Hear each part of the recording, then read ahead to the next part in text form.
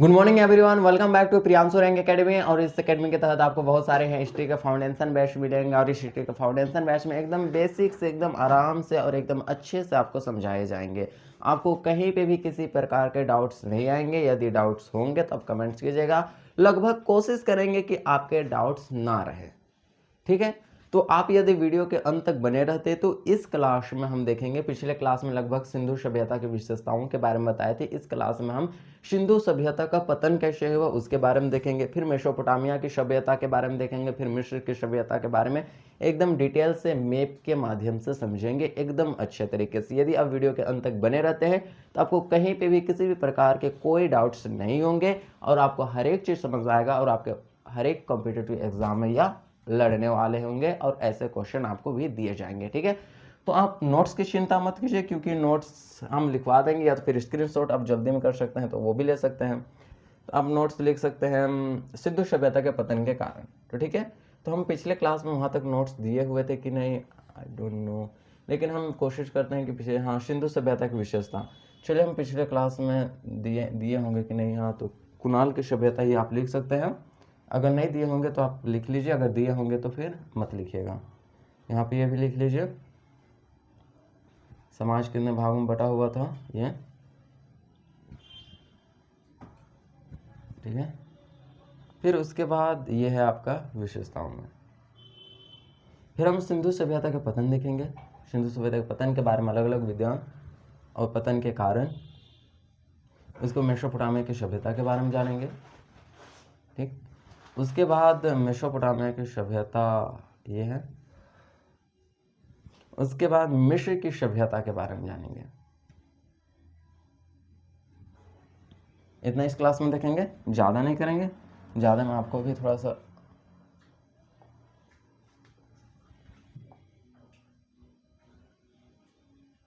तो फिर स्टार्ट करते हैं। तो आपको यदि देखना होगा तो सबसे पहले हम तो सिंधु सभ्यता के पतन के बारे में बताते हैं। तो सिंधु सभ्यता के पतन के बारे में अलग अलग विद्वानों ने अलग अलग तर्क दिए। तो हम देखते हैं कि सिंधु सभ्यता के पतन, सिंधु सभ्यता के पतन, सिंधु सभ्यता का हम पतन देखते हैं। क्या देखते हैं? हाँ, सिंधु सभ्यता के पतन, सिंधु सभ्यता के पतन, सभ्यता के पतन। तो सिंधु सभ्यता के हम पतन देखते हैं। तो सिंधु सभ्यता के पतन क्या क्या है? बहुत सारे कारण हैं, लेकिन इसका कोई प्रमाणित साक्ष्य नहीं मिला है कि हाँ इसी वजह से पतन हुआ है। बहुत सारे विद्वान और बहुत सारे इतिहासकार ने यह अनुमान लगाया है कि सिंधु सभ्यता का पतन इस कारण से हुआ होगा, लेकिन कोई एक तथ्य में कोई भी तर्क नहीं दिए गए हैं। अर्थात हम कह सकते हैं कि सिंधु सभ्यता के पतन के बारे में हमारी जो जानकारी है वो अभी अधूरी है। इतिहासकार ने एक ही तथ्य को पूरी कंप्लीट रूप से 100% या गारंटी देके नहीं बोला है कि यही कारण से सिंधु सभ्यता का पतन हुआ। तो अलग अलग विद्वानों ने अलग अलग बताए कि सिंधु सभ्यता का पतन के कारण ये हो सकते हैं। कंप्लीट होंगे नहीं, क्योंकि किसी को भी ये पता नहीं है कि सिंधु सभ्यता का पतन हुआ तो हुआ कैसे। समझ में आ गया? जिसमें से सबसे पहला पतन के कारण बताया जाता है कि बाह्य आक्रमण। कौन सा? बाह्य आक्रमण। ये क्या सोचकर कहा गया भाई बाह्य आक्रमण? क्योंकि आप जानते होंगे कि मैं वैदिक सभ्यता आपको पढ़ाऊंगा तो आपको पता होगा कि सिंधु सभ्यता के बाद वैदिक सभ्यता होते हैं, वैदिक सभ्यता आते हैं। सिंधु सभ्यता के बाद वैदिक सभ्यता आते हैं। और वैदिक सभ्यता के जो लोग थे उन्हें आर्य कहा जाता था। जैसे कि आप महाभारत में आर्य अर्जुन, आर्य, आप नहीं देखते थे कि भीम, इस तरह से पुकारे जाते थे। उत्तर भारत के सभी के लोगों को आर्य कहा जाता था। तो उन्होंने बताया कि वैदिक सभ्यता का जो स्थापना करने का जो श्रेय है वो आर्य को जाता है। और आर्य कब आए? जब सिंधु सभ्यता का पतन हुआ तब।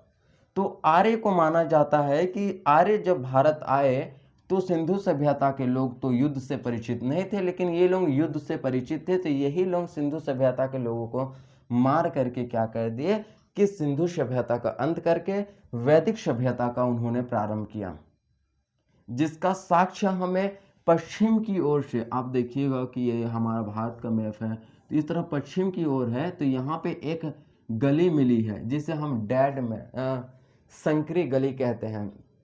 डेड मैन गली कहते हैं,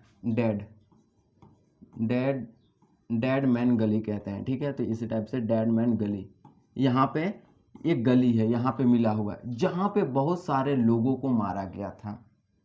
यह वहाँ के साक्ष्य बताते हैं, वहाँ के हड्डी हो गए, फिर वहाँ पे कंकाल में घुसे हुए हथियार मिले हुए हैं कि सर में एक तरह से भाला घुस गया है, छाती के आर पार भाला हुआ है। ऐसा हमें कुछ कंकाल पश्चिम की एक गली, डेडमैन जो संकरी गली है, वहाँ पे मिले हैं। इसी के लिए बाह्य आक्रमण को सबसे ज़्यादा महत्व दिया गया कि सिंधु सभ्यता का अंत बाह्य आक्रमण अर्थात आर्यों के आक्रमण से हुआ था। लेकिन यह एक प्रमाणिक साक्ष्य नहीं है, इसकी जानकारी अधूरी है। हम नहीं बोल सकते हैं कि हाँ आर्य ने ही सिंधु सभ्यता का अंत किया। दूसरा कहा गया बाढ़ आ जाना, दूसरा तथ्य दिया गया बाढ़ आ जाना, क्योंकि आप जानते होंगे कि यहाँ से आपके सिंधु नदी निकल के जाते हैं और सिंधु नदी की बहुत सारे सहायक नदियाँ हैं। तो इन्हीं सिंधु नदी के आसपास कौन सा सभ्यता बसे हुए थे, तो आप बोलेंगे सिंधु सभ्यता बसे हुई थी। सिंधु नदी में पानी अधिक बढ़ जाने के कारण, पानी भर जाने के कारण सिंधु सभ्यता के लोग बहा के चल गए, यह कहा गया इतिहासकारों के द्वारा। लेकिन यह भी कथन असत्य है, किसी एक तरह से प्रमाणिक हम नहीं मान सकते हैं। दूसरा कहा गया कि नदी मार्ग बदल जाने के कारण, नदी का मार्ग बदल जाने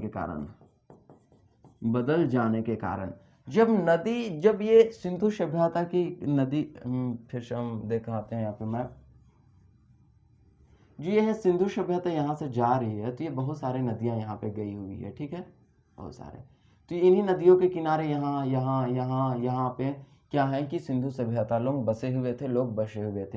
नदी के मुहाव जब ऐसे पड़ गया या दूसरे तरफ पड़ गया, तो जिससे कि वह उनके घर दरबार को ही लेकर के बहा गए, यानी कि नदी का मार्ग बदल जाने के कारण ये भी एक कारण माना जाता है सिंधु सभ्यता के पतन होने के।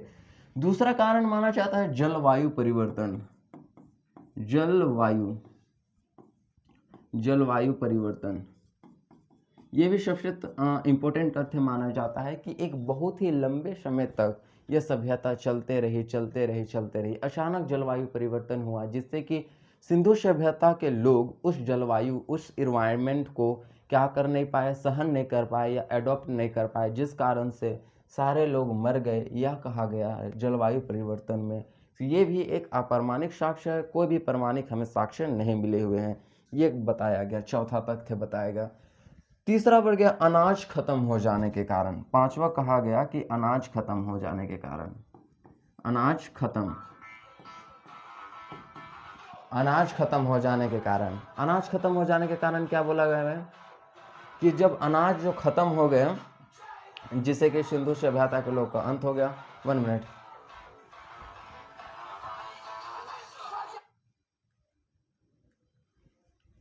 तो क्या हो गया भाई, सिंधु सभ्यता क्या हो गया, अंत हो गया एक तरह से। नदी का मार्ग बदल जाने के कारण ये भी माना गया, और अनाज खत्म हो जाने के कारण ये भी माना गया। पांचवा माना गया कि खाद्य सामग्री खत्म हो जाने के कारण भूमि का उपजाऊपन खत्म हो जाने के कारण ये भी कारण माना गया। तो क्या इतने समझ में आ गए? तो यही था सिंधु सभ्यता के पतन के कारण, समझ में आ गया। तो फिर हम अगला टॉपिक में देखते हैं। तो फिर इस क्लास में हम यहीं तक रुकते हैं कि सिंधु सभ्यता के पतन तो बता दिए। फिर नेक्स्ट क्लास में जो आपको दिखाए हुए थे, नोट्स दिए हुए हैं, तो वो हम अगला क्लास में देखेंगे, ठीक है। नेक्स्ट क्लास फिर मिलते हैं, धन्यवाद।